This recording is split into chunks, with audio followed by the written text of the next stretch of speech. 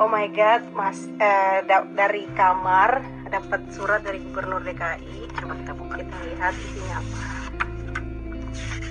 Oh, gila, gue merinding cuy. Jakarta 26 Maret. Terima kasih kami para pejuang kemanusiaan. Assalamualaikum warahmatullahi wabarakatuh. Gue pengen nangis. Ibu, bapak, dan rekan-rekan kami banggakan atas nama seluruh warga Jakarta. Izinkan saya mengucapkan terima kasih yang tak terhingga untuk segala pengorbanan dan keikhlasan. Ibu dan bapak rekan-rekan telah berjuang turun tangan melayani warga Jakarta menjalani masa sulit. Emosi banget gue nih. Perjuangan yang sangat mulia, yang penuh tantangan dan beresiko. Perjuangan ini yang menguatkan harapan bahwa insya Allah kita dan akan dapat segera melewati masa penuh cobaan ini. Para ibu dan bapak dan rekan-rekan semua, kami di Pemprov DKI Jakarta dan atas nama seluruh warga menyampaikan rasa hormat, mengirimkan dukungan sepenuh dan tetap terus mendoakan. Mohon sampaikan salam hormat pada kami keluarga di rumah. Katakan pada mereka, Jakarta bangga pada ibu dan bapak dan rekan-rekan semua. Semoga Allah Subhanahu wa Ta'ala membalas segala kebaikan serta tetap memberikan kesehatan, kekuatan, kesabaran pada ibu dan bapak dan rekan-rekan dalam memuntaskan misi mulia ini. Wassalam, Anies Baswedan.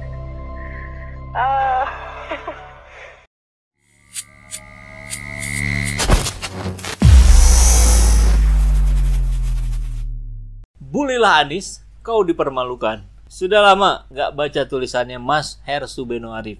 Tapi kemarin nemu lagi tulisan update beliau tentang situasi Anies Baswedan terkini yang terus-menerus diserang dari berbagai penjuru arah mata angin. Dan seperti judul video ini yang saya share dari tulisannya beliau, Bulilah Anies, kau dipermalukan. Ya, dari sebelum-sebelumnya selalu saja yang membuli Anies menjadi bulan-bulanan para netizen yang menggunakan akal sehatnya. Langsung aja ya, saya share tulisannya. Lama tak ada kabar beritanya, Menko PMK Muhadjir Effendi tiba-tiba nongol dengan kabar mengejutkan. Dia mengaku bersih tegang dan menegur Gubernur DKI Anies Baswedan soal acak kadutnya data penerima bansos di Jakarta. Kami dengan DKI sekarang sedang tarik-menarik, cocok-cocokan data. Bahkan kemarin saya dengan Gubernur agak tegang, agak saya tegur keras Pak Gubernur. Ujar Muhadjir dalam sebuah diskusi yang digelar secara virtual pada Rabu, Mei lalu. Dalam rapat kabinet, kata Muhadjir, Anies menyebut data warga miskin baru di Jakarta 3,6 juta. Anies akan mengurus 1,1 juta orang, sementara sisanya 2,5 juta bansosnya diserahkan ke Kemensos. Setelah dicek di lapangan, Muhadjir mengaku ditemukan ada ketidakberesan. Mereka yang masuk dalam daftar Kemensos juga mendapat bantuan dari Pemprov. Jadinya double. Pengakuan Muhadjir ini wajar kalau bikin kaget publik.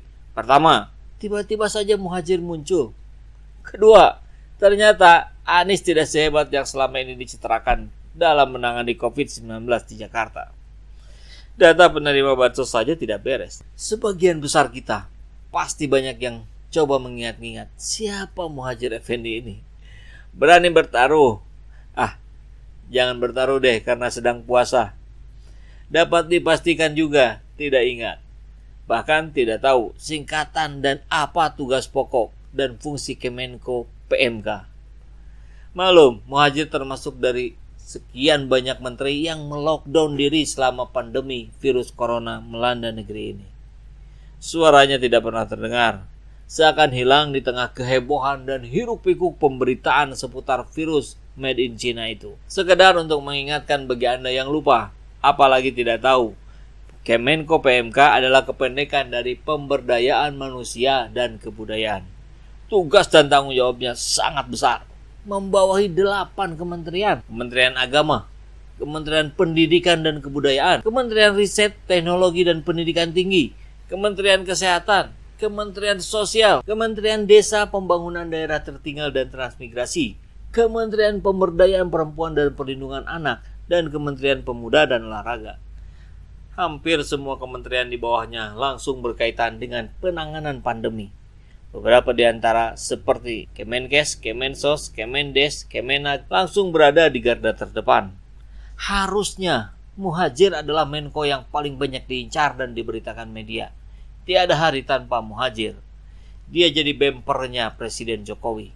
Tidak membiarkan Jokowi membuat berbagai blunder, mulai dari kontroversi Pulkam versus mudik sampai berdamai dengan Corona. Tapi ternyata tidak. Pernahkah kita mendengar statement dari Menko Muhadjir yang cukup signifikan tentang penanganan COVID-19? Tak banyak media yang mengutip ucapan maupun kegiatannya. Dia terkesan pasif. Tiba-tiba dia muncul dengan isu yang menghebohkan. Dia mengaku baru ribut dengan Anies. Muhadjir juga menyebut melockdown Jakarta sebagai usulan konyol dari Anies. Alasannya, dari mana dan siapa yang akan menyediakan logistik untuk 9 juta warga Jakarta? Penjelasan Muhadjir bikin Waketum Gerindra Fadlizon kaget. Dia menilai Muhadjir seperti orang yang baru bangun tidur. Ribut-ribut soal lockdown sudah sejak bulan Maret 1,5 bulan yang lalu. Tiba-tiba dia baru ngomong sekarang. Ini menteri seperti baru bangun tidur. Komentarnya salah waktu dan salah sasaran. Tak berguna. Tweet Fadli di akun Twitternya. Pernyataan Muhadjir juga sekaligus merupakan pengakuan terbuka pertama dan resmi dari pemerintah. Alasan menolak opsi lockdown karena negara tidak punya duit. Lucunya, seperti gayung bersambut, Menteri Keuangan Sri Mulyani malah menyebut sebaliknya. Pemprov DKI tidak punya duit. Anies tak mampu membiayai bansos untuk warga DKI. Sri mengaku mendengar hal itu dari Muhadjir. Kalau saja yang dikatakan keduanya benar, citra positif yang selama ini melekat ke Anies bakal ambyar. Anies adalah kepala daerah yang sok jagoan tapi tidak cakap dan konyol. Urus data penerima bansos saja tidak becus.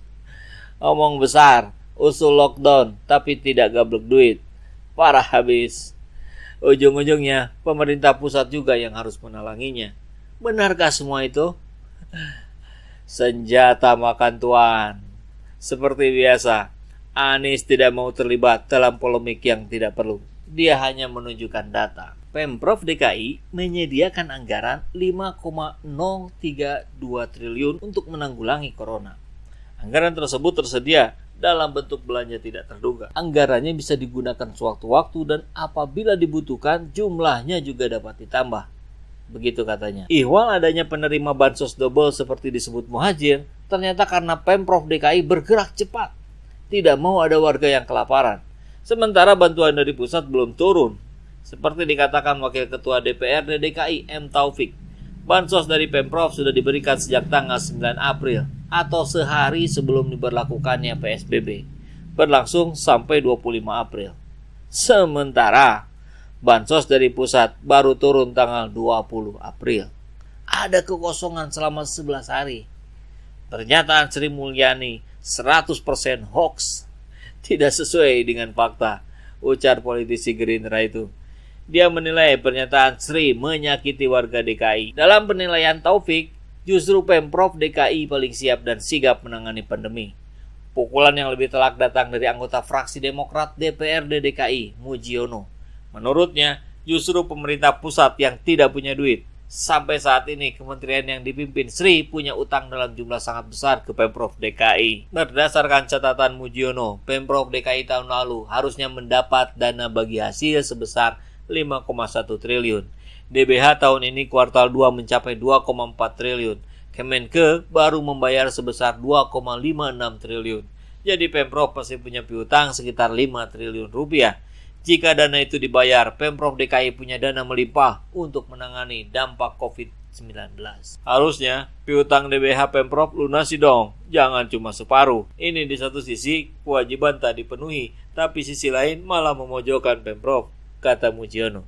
Pernyataan Muhadjir dan Sri, kalau benar dimaksudkan untuk menghancurkan kredibilitas Anies, malah jadi senjata makan tuan. Mata publik jadi tambah terbuka siapa yang benar-benar bekerja dan siapa yang hanya bisa berwacana.